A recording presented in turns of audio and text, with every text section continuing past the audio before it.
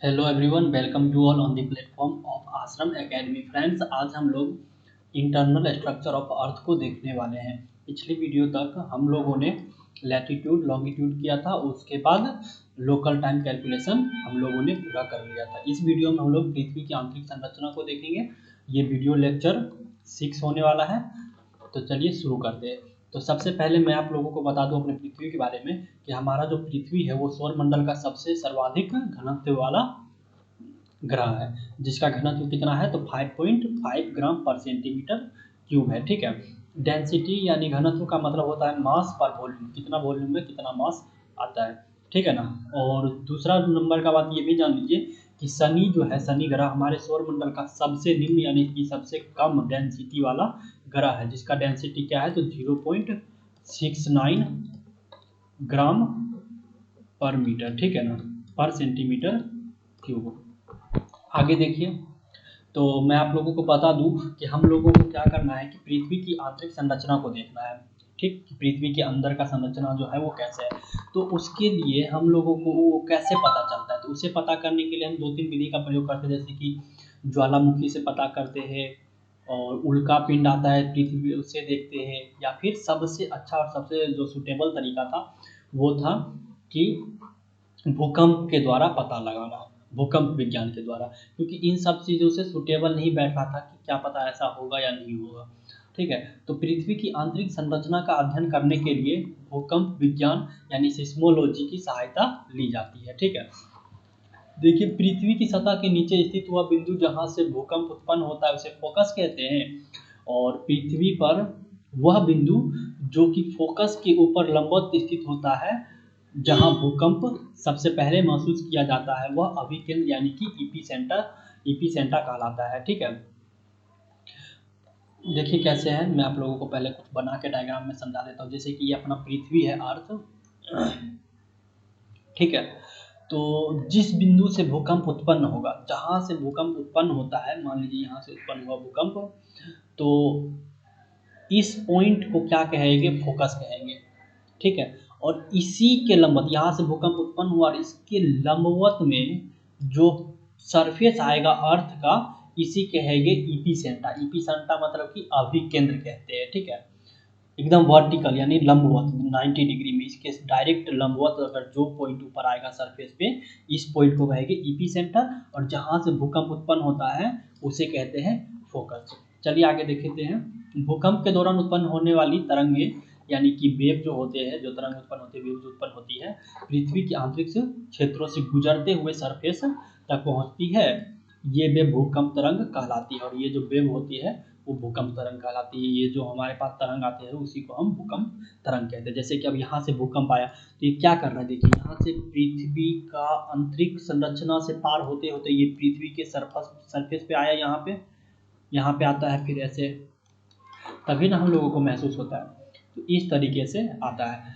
तो ये जो आया तरंग, इसी तरंग, इसी वेव को, इस ये जो वेव आता है ऐसे ऐसे ऐसे ऐसे, इसी वेव को हम लोग कहते हैं भूकंप तरंग, यानी कि उसी को हम लोग क्या कहते हैं, भूकंप तरंग कहते हैं।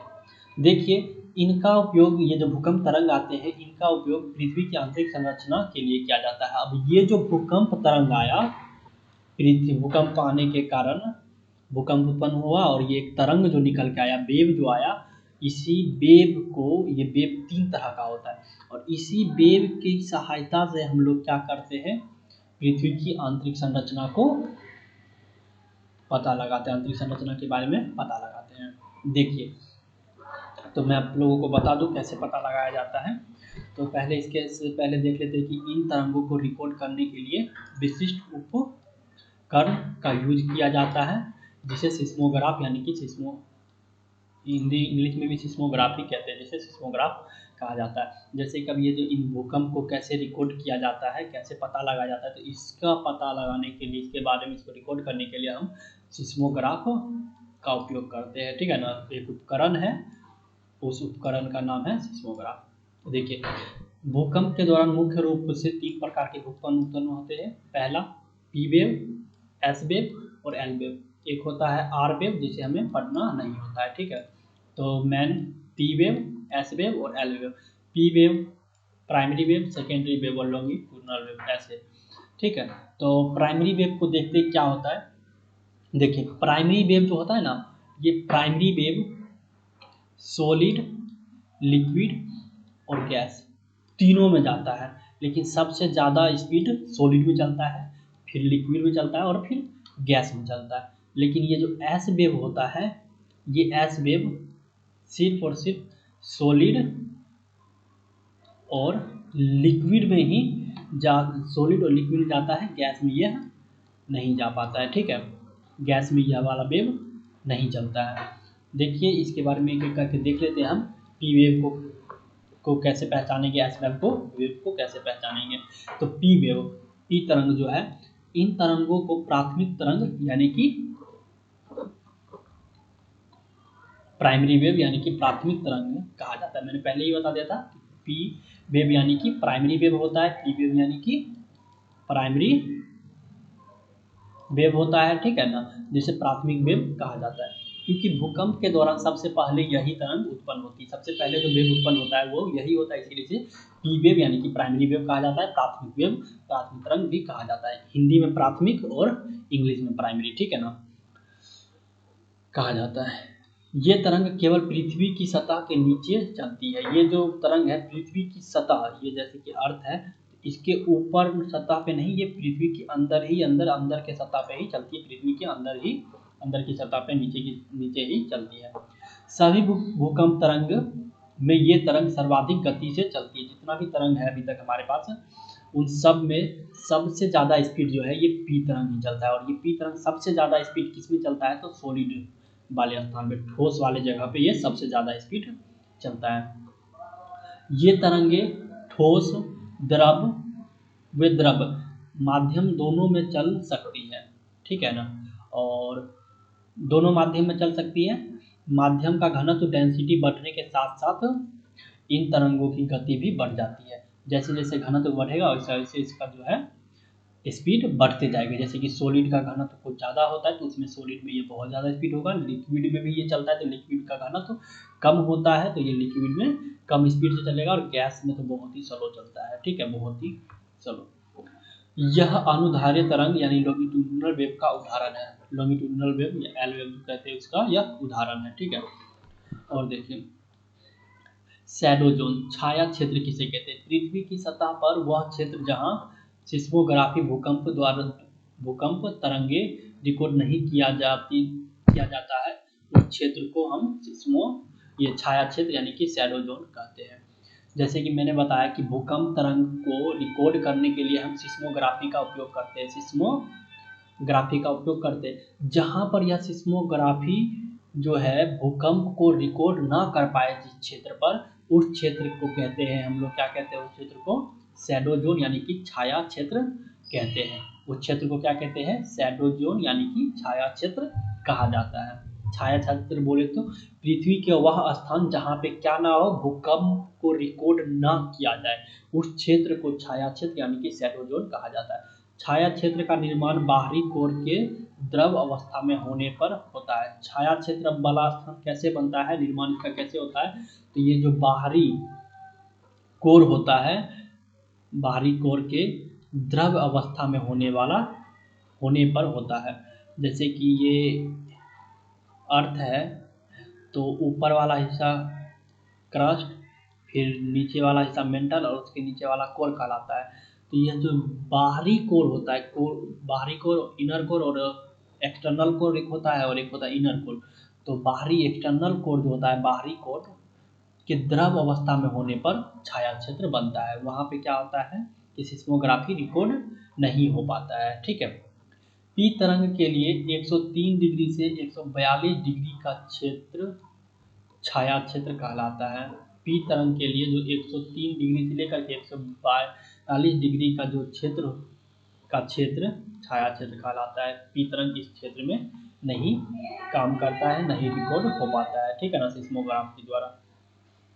आई थिंक आप लोग जो है ये पी तरंग बहुत ही अच्छे तरीके से समझ गए होंगे। ठीक है, मैं एक बार और शॉर्ट में बता देता हूँ कि मैंने इसमें क्या क्या आप लोगों को बताया है पी तरंग में। देखिए पी तरंग के बारे में सबसे पहली बात ये कि इसे प्राइमरी वेव भी कहा जाता है, मतलब पी का फुल फॉर्म ही प्राइमरी हुआ। प्राइमरी को हिंदी में प्राथमिक कहते हैं, तो प्राथमिक वेव कहा जाता है। क्यों कहा जाता है प्राथमिक वेव? क्योंकि ये भूकंप के दौरान सबसे पहले उत्पन्न होता है, ठीक है ना। ये तरंग पृथ्वी के नीचे ही चलता है, पृथ्वी की सतह पर नहीं चलता है, सतह से नीचे ही चलता है।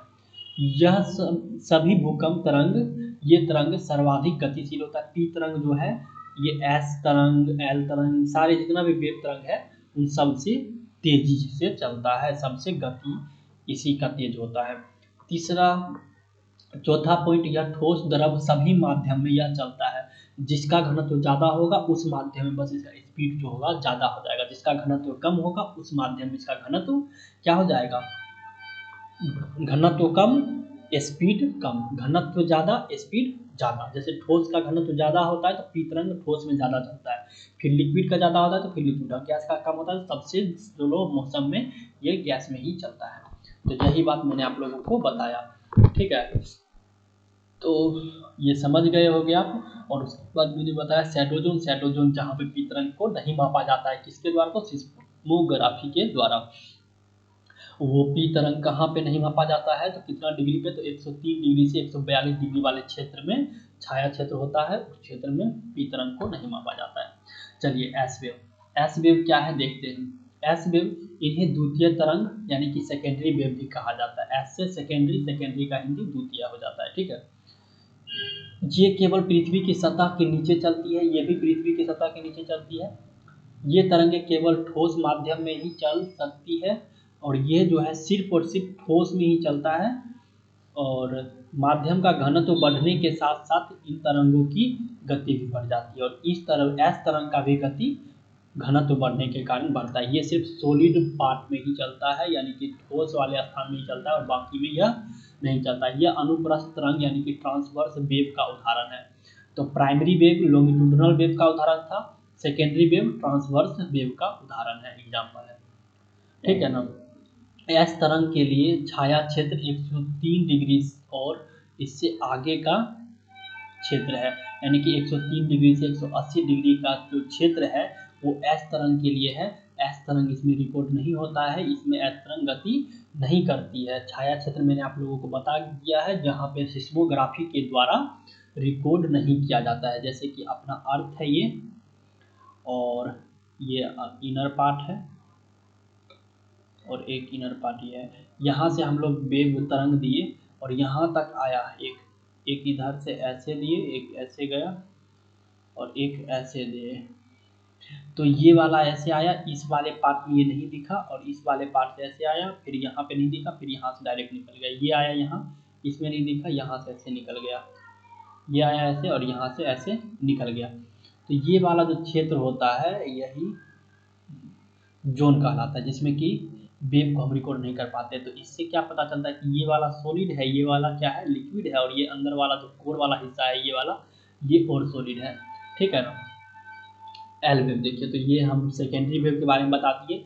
इसे एस वेव यानी कि सेकेंडरी वेव कहते हैं। ये भी पृथ्वी की सतह के नीचे चलता है। ये तरंग सिर्फ ठोस माध्यम में चलता है, घनत्व बढ़ने के साथ साथ एस वेव का स्पीड भी बढ़ जाता है। इस वेव को वो ट्रांसवर्स वेव का उदाहरण कहते हैं, यानी कि एग्जाम्पल है ये वेव, ठीक है ना। एस वेव का जो शैडो जोन है वो 103 डिग्री से 180 डिग्री तक है, ईपी सेंटर बिंदु से। ईपी सेंटर जो बिंदु, ईपी सेंटर बिंदु बोले तो ईपी सेंटर बिंदु, ये जो 103 डिग्री से 180 डिग्री का मतलब हो गया ईपी सेंटर बिंदु। ईपी सेंटर बिंदु बता चुके हैं आप लोगों को क्या होता है ईपी सेंटर बिंदु।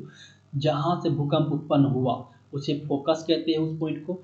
उसी पॉइंट का जो लंबवत होता है पृथ्वी के सरफेस पे, वो वाला पॉइंट को ईपी सेंटर कहते हैं, ठीक है ना। एल वेव, अब लास्ट एल वेव देख लीजिए क्या होता है। पहले वेव हम लोग समझ जाते हैं। भूकंप जो है, भूकंप का 3 वेव होता है, उन तीनों वेव को समझ जाएंगे तो इसी भूकंप के वेव से हम लोग पृथ्वी की आंतरिक संरचना को देखेंगे कि कैसे पता लगाए हैं, ठीक है। देखिए, तो एल वेव जो है इन्हें लव तरंग कहा जाता है। इन्हें लव तरंग, यानी कि वैज्ञानिक का नाम था लव, तो उन्होंने इस एल वेव को ढूंढा था, तो उनका नाम से ही इस वेव का लव वेव नाम पड़ गया, एल तरंग का, ठीक है। जैसे प्राइमरी पी से पी वेव को प्राइमरी वेव, एस वेव को सेकेंडरी वेव, उसी प्रकार एल वेव को लव वेव कहा जाता है। लव वेव इसलिए नाम रखा गया क्योंकि जो साइंटिस्ट खोजे थे उनका नाम क्या था, उन वैज्ञानिक का लव नाम था। ठीक है, अब देखिए ये केवल पृथ्वी की सतह पर चलता है। अभी बाकी जो हम पी वेव और एस वेव देखे थे वो पृथ्वी की आंतरिक संरचना में ही चल रहा था, आंतरिक संरचना में, लेकिन ये क्या है, पृथ्वी के सतह पे चलता है, केवल और केवल पृथ्वी के सतह पर। पृथ्वी का ये ऊपर वाला जो हिस्सा है, ऊपर वाला, यहाँ पर यह वाला वेव चलता है। ठीक है ना।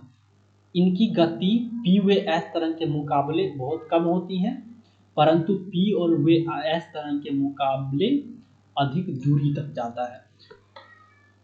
एस वेव और पी वेव का जो स्पीड था, गति था, वो बहुत ज़्यादा होता है एल वेव से। ठीक है, लेकिन एल वेव जो है ये पी और एस वेव से ज़्यादा दूरी तय करता है।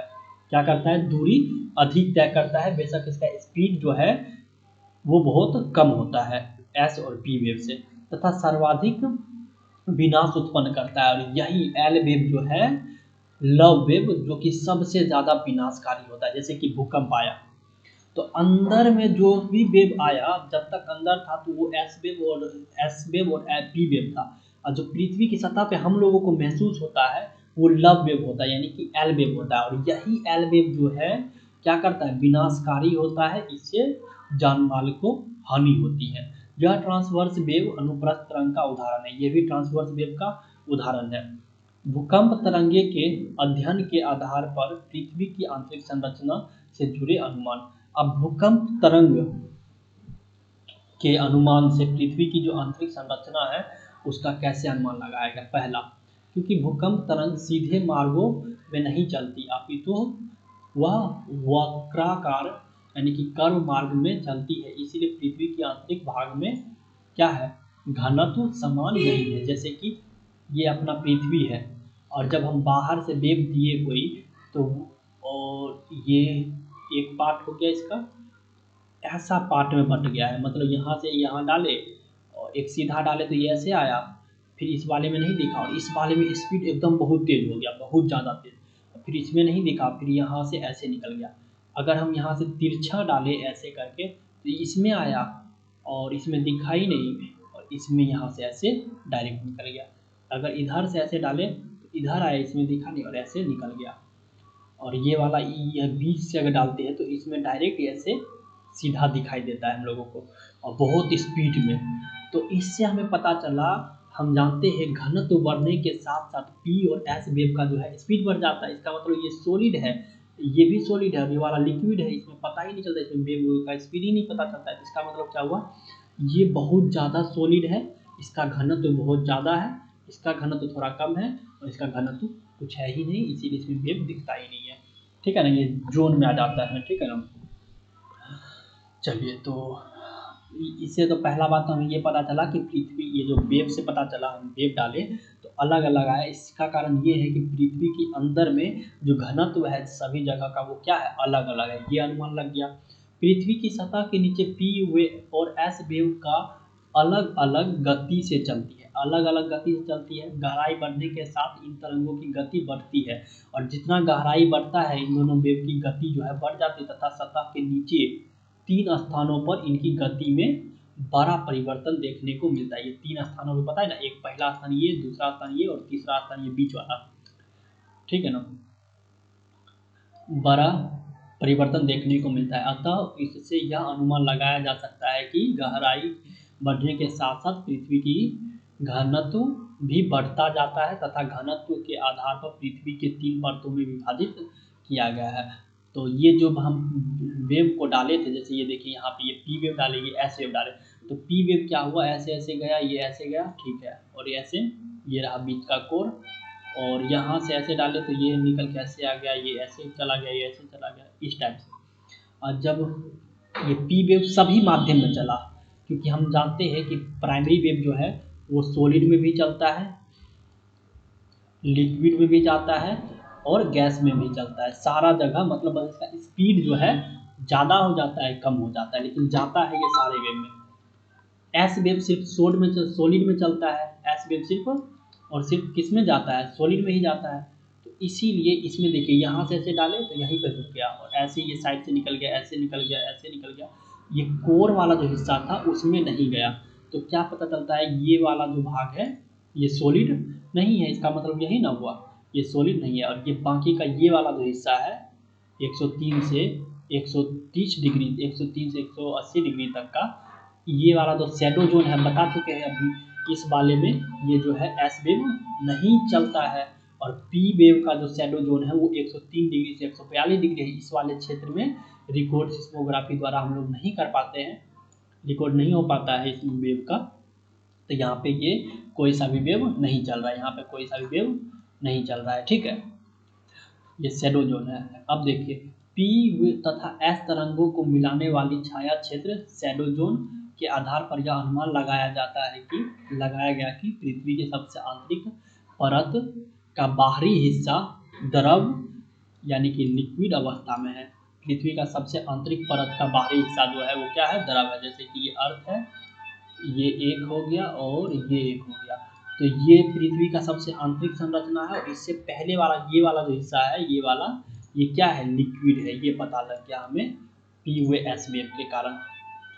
इन्हीं अनुमानों के आधार पर पृथ्वी की 3 परतों में विभाजित किया गया। और इसी अनुभव के कारण पृथ्वी को क्या किया गया है, 3 परतों में विभाजित कर दिया गया है। तो चलिए मैं आप लोगों को वो 3 परत बना के दिखाता हूँ। सबसे पहले एक पहले खाली स्पेस लेते हैं हम लोग।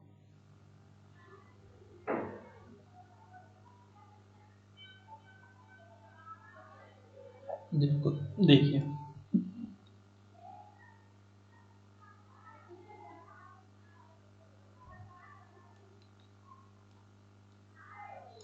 ये हमने अपना एक मान लीजिए पृथ्वी को ड्रॉ कर लिया, ठीक है।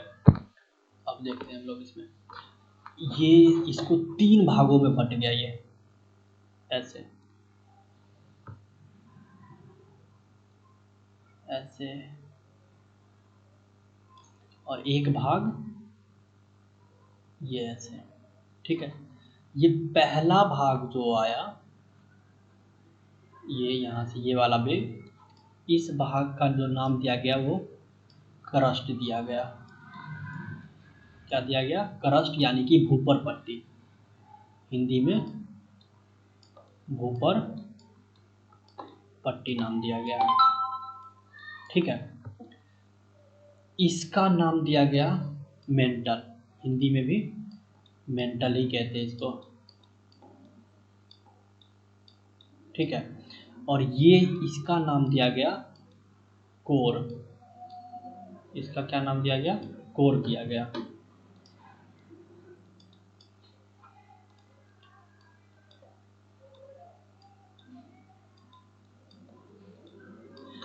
अब देखिए जब यहाँ से वेव डाला गया ऐसे लंबवत, पी वेव या कोई सा वेव, तो ये ऐसे आया और यहाँ से ऐसे अंदर आया, इसमें नहीं दिखा, यहाँ पे बहुत तेज स्पीड हो गई और यहाँ पे फिर नहीं दिखा, और इसमें बहुत तेज यहाँ से ऐसे निकल गया।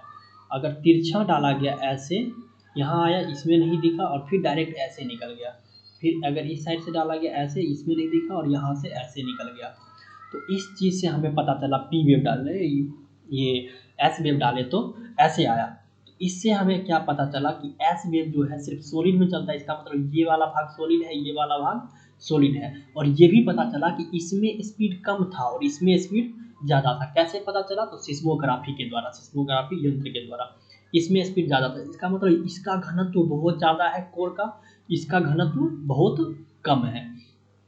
और ये जो है लिक्विड पार्ट है, कैसा है, लिक्विड, जिसमें एक कैसा गाढ़ा लिक्विड है, क्या है, गाढ़ा द्रव्य है, ऐसा पार्ट है ये, जिसके ऊपर ये वाला जो है क्रस्ट वाला पार्ट तैरता हुआ नजर आता है हम लोगों को, ठीक है ना, तैरता हुआ रहता है। जैसे जैसे इसका अंदर जाते हैं तो इसका टेम्परेचर क्या हो जाता है, बढ़ते जाता है। अंदर गए टेम्परेचर बढ़ा, अंदर जाते जाते हैं टेम्परेचर बढ़ते जाता है। इसी प्रकार फिर जब एस वेव, ये तो अभी एस वेव को भेजे थे, इसी प्रकार जब पी वेव को भेजा गया तो पता चला इसमें भी गया, इसमें भी गया, इसमें भी गया और ऐसे करके ये भी निकला है। मतलब इधर से ये इसमें भी गया, ऐसे करके ऐसे निकला, ये ऐसे करके ऐसे निकला। लेकिन क्या हुआ, इसमें स्पीड ज़्यादा था, इसमें स्पीड बहुत कम हो गया और इसमें स्पीड फिर ज़्यादा हो गया।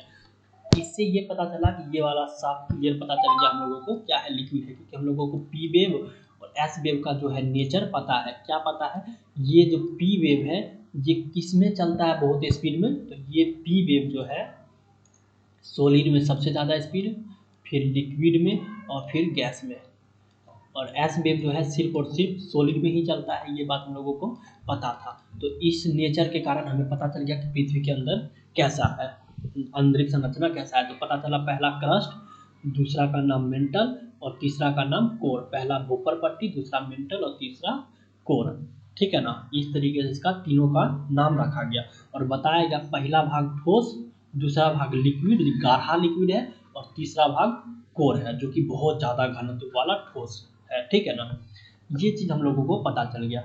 तो फिर अब इसके बाद क्या किया गया कि साइंटिस्ट लोगों ने ये तरबूज की तरह ऐसे इसको काटा और इसे कर लिया बाहर निकाल लिया। इसे काटा मतलब काटा क्या, एक तरह से इस टाइप से इसको अलग करके और फिर जाकर हम इसका अब स्टडी करते हैं, इसके बारे में जानते हैं कि ये तीनों भाग में कैसे क्या है।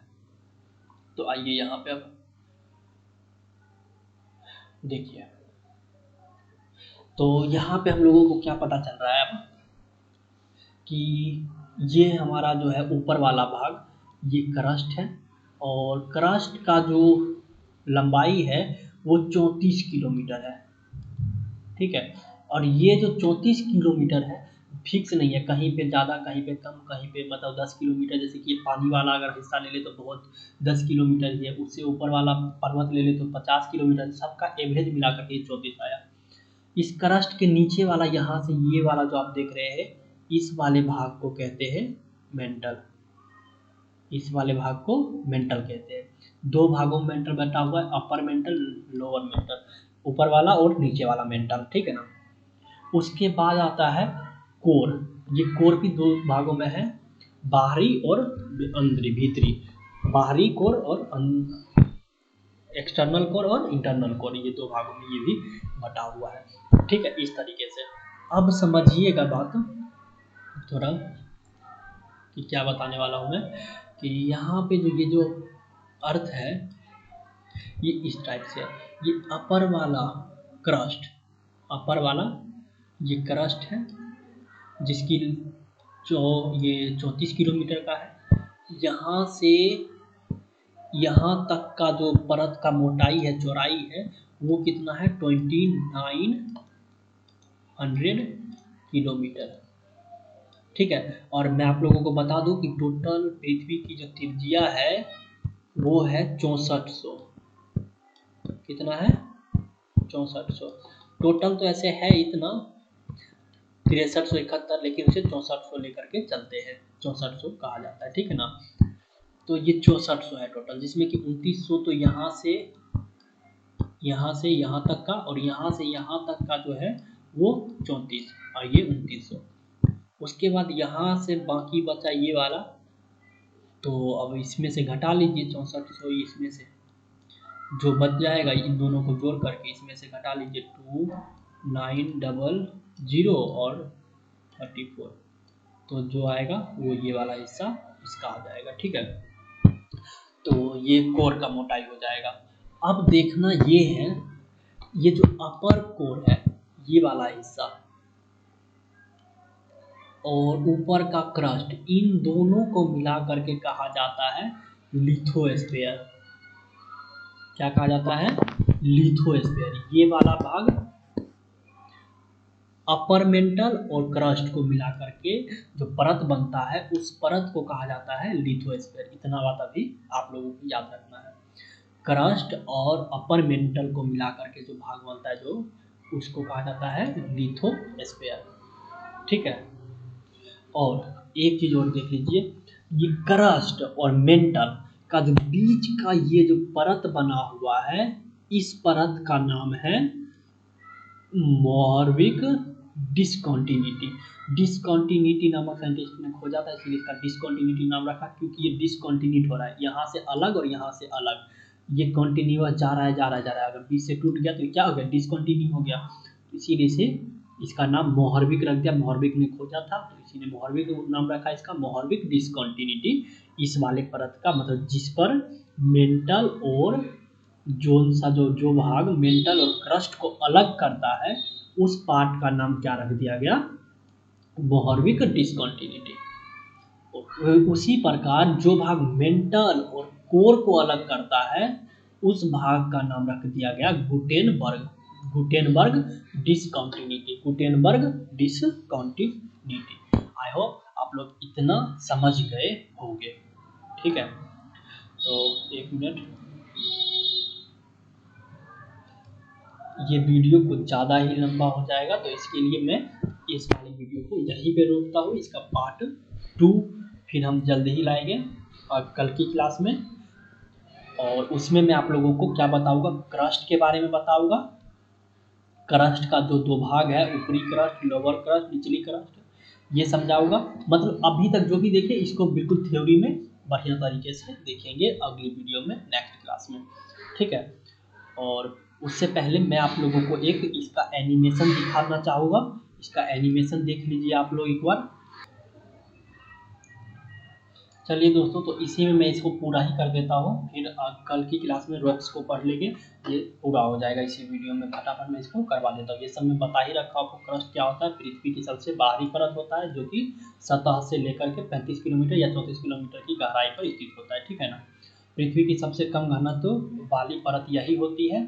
इस परत का निर्माण मुख्य रूप से सिलिका और एल्युमिनियम से के निर्माण से होता है। ठीक है ना, इसलिए इस परत को सियाल नाम दिया जाता है। जैसे कि ये जो सबसे ऊपरी परत है, इस परत पे सबसे ज़्यादा सिलिका पाया जाता है और एल्युमिनियम पाया जाता है, तो SiLa मिल करके सियाल नाम इस परत का पड़ जाता है। और इस पे ऑक्सीजन एक पाया जाता है। ये तीन चीज़ इस पे पाया जाता है, लेकिन सबसे ज़्यादा सिलिकॉन और एल्युमिनियम ही पाया जाता है, तो इसीलिए इसका नाम सियाल पड़ जाता है। सबसे कम घनत्व इसी का होता है। इस परत का मोटाई जो है 34 किलोमीटर होता है। घनत्व के आधार पर इस परत को दो परतों में विभाजित कर दिया गया है, क्योंकि ऊपर वाला परत और नीचे वाला परत। ऊपरी परत, क्रस्ट का ऊपरी भाग जो कि सतह से लेकर के 25 किलोमीटर की गहराई तक स्थित है, यह परत मुख्य रूप से महाद्वीप का निर्माण करता है। महाद्वीप यानी कि जिसमें हम लोग रहते हैं। ठीक है ना, कॉन्टिनेंट। इस परत का निर्माण मुख्य रूप से ग्रेनाइट की चट्टानों से हुआ है। ये जो 25 किलोमीटर का जो ऊपरी क्रस्ट है, इस पर सबसे ज़्यादा क्या पाया जाता है, ग्रेनाइट का चट्टान पाया जाता है। इस परत का जो औसत घनत्व है वो 2.7 ग्राम पर सेंटीमीटर क्यूब है। निचली क्रस्ट जो है वह 25 से लेकर 35 किलोमीटर की गहराई है।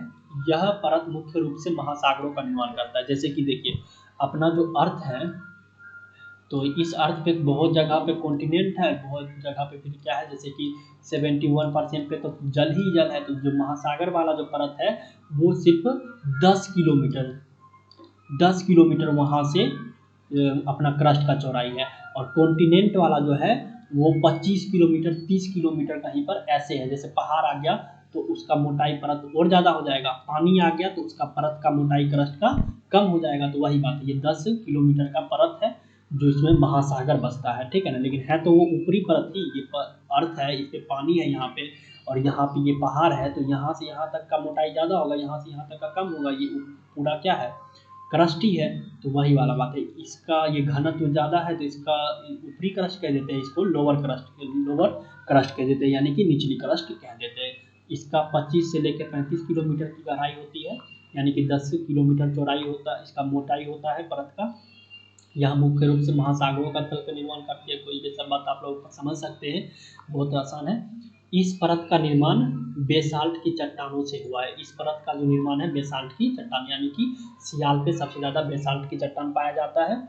ये सियाल जो है, क्रस्ट जो है वो निचली क्रस्ट में बेसाल्ट और ऊपरी क्रस्ट में ग्रेनाइट की चट्टान पाया जाता है।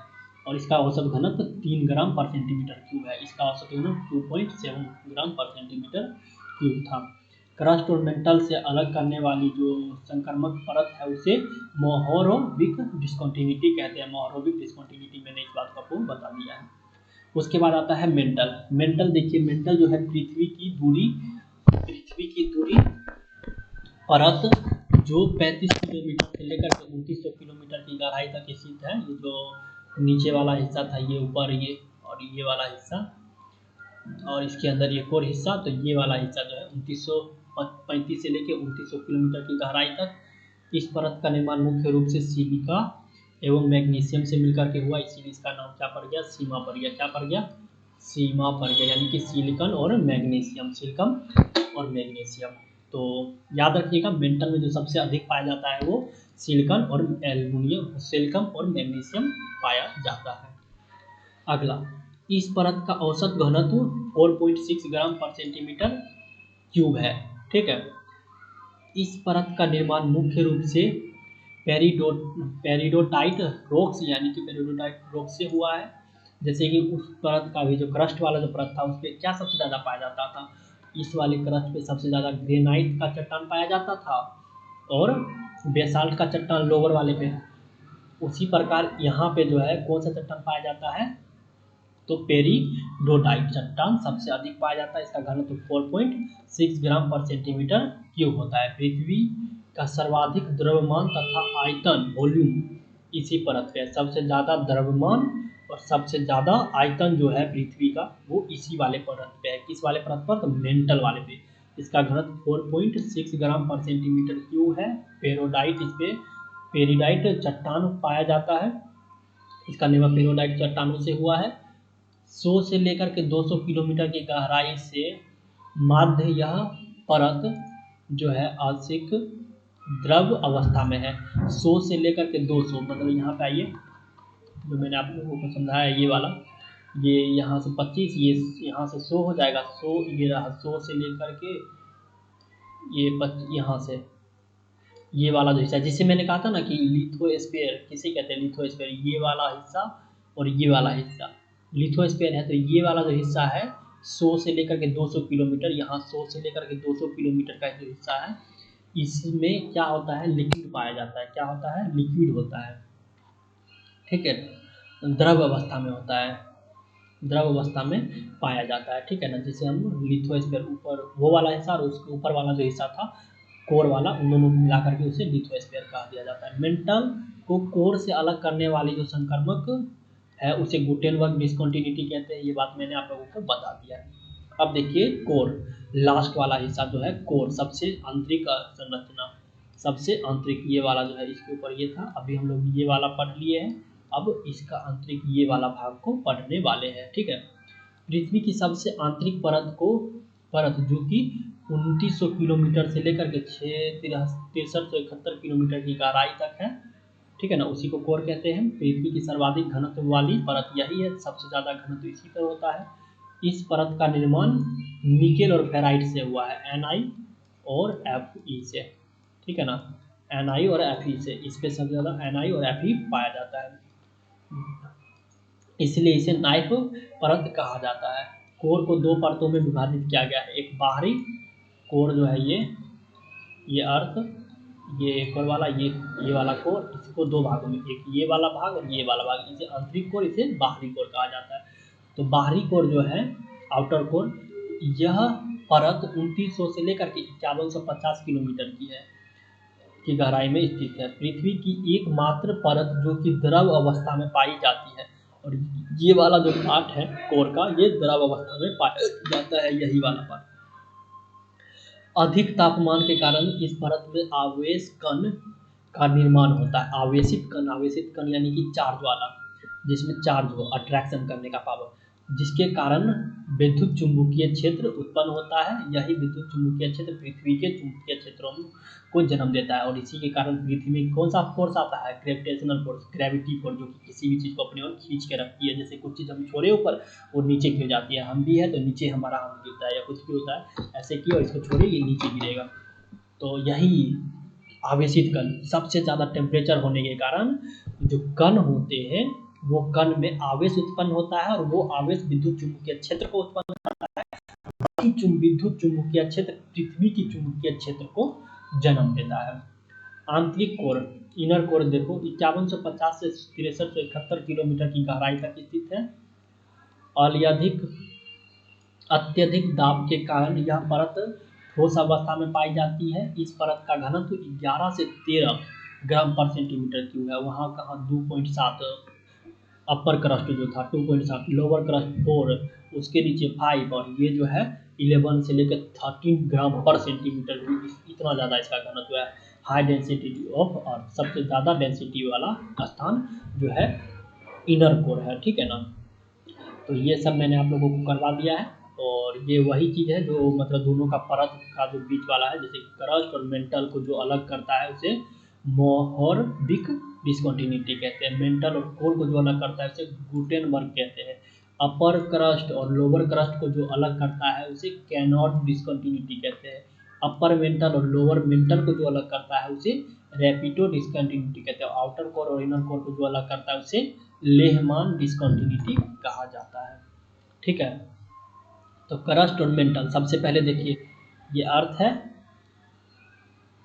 ऊपर वाला हिस्सा क्रस्ट, मेंटल और कोर, इन दोनों को अलग किया। ये वाला पार्ट, ये बीचों बीच ये जो है, इसका नाम आ गया मोहरबिक डिस्कंटिन्यूटी। ये रहा मेंटल और ये रहा कोर, इन दोनों को अलग किया। ये वाला पार्ट इसे कहते हैं गुटेनबर्ग। ठीक, अब आइए यहाँ से ये जो अपर कोर और अपर क्रस्ट और लोअर क्रस्ट दो भागों में ये वाला लाइन बांट दिया, तो इस वाले को क्या कहते हैं, अपर क्रस्ट और लोअर क्रस्ट को ये वाला लाइन बांटा ना, इस वाले लाइन को कहते हैं केनार्ड डिस्कंटिन्यूटी। उसी प्रकार अपर मेंटल और लोअर मेंटल, ये अपर मेंटल और लोअर मेंटल को ये दो भागों में बांटा, ऊपर वाला मेंटल नीचे वाला मेंटल को जो लाइन बांटता है दो भागों में, उसे रैपिडो डिस्कंटिन्यूटी कहते हैं, रैपिडी डिस्कंटिन्यूटी कहते हैं। उसी प्रकार अपर कोर और लोअर कोर को जो बांटा उसे कहते हैं हम लोग लेहमान डिस्कंटिन्यूटी। ठीक है, तो ये आप लोगों को हो गया होगा क्लियर। अब दो स्केल बचा हुआ है, ये मैं आप लोगों को अगली वीडियो में करवा दूंगा। ठीक है, तो इस वीडियो में इतना ही, मिलते हैं जल्द ही अगली वीडियो में। कल की वीडियो में नेक्स्ट लेक्चर होगा, लेक्चर नंबर 7। अगर आप लोगों को ये वीडियो पसंद आई हो या तो चैनल को सब्सक्राइब करें, लाइक करें और बेल आइकन को दबा लें और जुड़ जाए मेरे साथ। मैं इस पे आप लोगों को full history, geography, chemistry, physics और मैथ का जो कोर्स है पूरा करवाने वाला हूँ। मैथ 11th एंड 12th जो कि एनडीए, सीडीएस, इन सभी एग्जामों में, एनडीए के एग्जामों में, ये क्या कहते हैं एयरफोर्स, नेवी में पूछे जाते हैं, ये सारा मैं करवाने वाला हूँ। देन ज्वाइन विथ अस और हमारे फैमिली के साथ जुड़े। मिलते हैं कल की वीडियो में। धन्यवाद।